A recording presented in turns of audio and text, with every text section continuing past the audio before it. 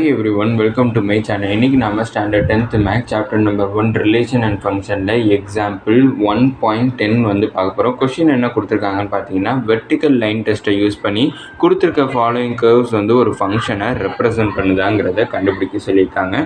கொடுத்துருக்க கர்வ்ஸ் எல்லாமே வந்து ஒரு கிராஃபிக்கல் பிளேனில் வந்து கொஷினில் கொடுத்துருக்காங்க. அது புக்கில் வந்து நான் காமிக்கிறேன். இதில் ஃபஸ்ட்டு கிராஃப் வந்து பார்ப்போம். இந்த ஃபஸ்ட்டு கிராஃபில் வந்து இந்த பிங்க் கலரில் இருக்கிறது தான் வந்து அவங்க கொடுத்துருக்கக்கூடிய கர்வ். அடுத்தது வந்து இங்கே இந்த ஸ்டாண்டிங் லைன் தான் வந்து ஒரு வெர்டிக்கல் லைன். இந்த வெர்டிக்கல் லைனை யூஸ் பண்ணி தான் நான் இந்த கர்வ் வந்து ஒரு ஃபங்க்ஷனை ரெப்ரசன்ட் பண்ணுதா இல்லையாங்கிறத சொல்லணும். அது எப்படி சொல்லுவோன்னு பார்த்தோம்னா, இந்த கர்வோட இந்த வெர்டிக்கல் லைன் எத்தனை வாட்டி இன்டர்செக்ட் ஆகிருக்குன்னு பார்க்கணும். அப்படின்னா இங்கே பிங்கிற பாயிண்டில் ஒரு வாட்டி இன்டர்செக்ட் ஆகிருக்கு, கியூங்கிற ஒரு பாயிண்டில் வந்து இன்டர்செக்ட் ஆகிருக்கு.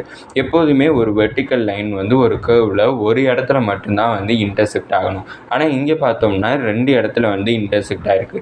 அப்படின்னா ஃபஸ்ட் ஒன் வந்து எனக்கு ஒரு ஃபங்க்ஷனை வந்து ரெப்ரசன்ட் பண்ணல. ஒரு ஃபங்க்ஷனை வந்து ஒரு வெர்டிக்கல் லைனை யூஸ் பண்ணி ஒரு கர்வ் வந்து ரெப்ரசன்ட் பண்ணணும்னா, அந்த இதில் வந்து ஒரு கர்வில் அந்த வெர்டிக்கல் லைன் ஒரு வாட்டி மட்டும்தான் இன்டர்செக்ட் ஆகிருக்கணும், இல்லைனா இன்டர்செக்டே ஆகாமல் இருக்கணும். இன்டர்செக்ட் ஆகாமல் இருந்தாலோ இல்லைனா ஒரு வாட்டி மட்டும்தான் இன்டர்செக்ட் ஆயிருந்தாலோ அது ஒரு ஃபங்க்ஷனை ரெப்ரசன்ட் பண்ணணும். அதுவே 2 வாட்டி 3 வாட்டின்னுட்டு இன்டர்செக்ட் ஆயிருந்துச்சுன்னா அது ஒரு ஃபங்க்ஷன் கிடையாது. அப்படின்னா இங்கே ஃபஸ்ட்டு டயக்ராமில் பார்த்தோம்னா 2 இடத்துல இன்டர்செக்ட் ஆகிருக்கு. ஆனால் it is not a function.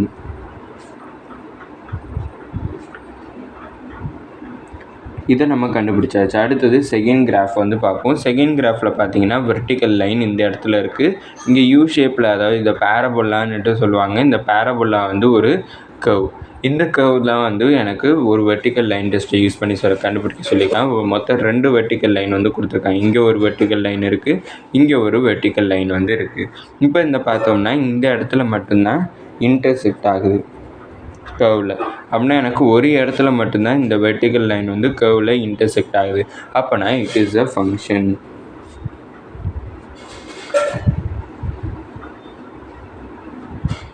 அடுத்தது தேர்ட் கர்வ் வந்து பார்த்தோம்னா இதுவும் வந்து பேரபோலானா, இது வந்து அப்பர் பேரபோலா, இது வந்து லெஃப்ட் சைட் பேரபோலான்னுட்டு சொல்லுவாங்க. இப்போ இந்த இதில் பார்த்தோம்னா இந்த வெர்டிக்கல் லைன் வந்து இந்த கர்வில் 2 வாட்டி வந்து இன்டர்செக்ட் ஆகுது. பார்த்தோம்னாலே தெரியும், இந்த இடத்துல ஒரு வாட்டி இன்டர்செக்ட் ஆகுது, இந்த இடத்துல ஒரு வாட்டி இன்டர்செக்ட் ஆகுது. மொத்தம் 2 வாட்டி வந்து இன்டர்செக்ட் ஆகுது. எப்போதுமே வந்து ஒரு வெர்டிக்கல் லைன் ஒரு கர்வில் ஒரு வாட்டி மட்டுமே இன்டர்செக்ட் ஆச்சுன்னா அது ஒரு ஃபங்க்ஷன். ஆனால் இங்கே 2 வாட்டி இன்டர்செக்ட் ஆனதுனால it is not a function.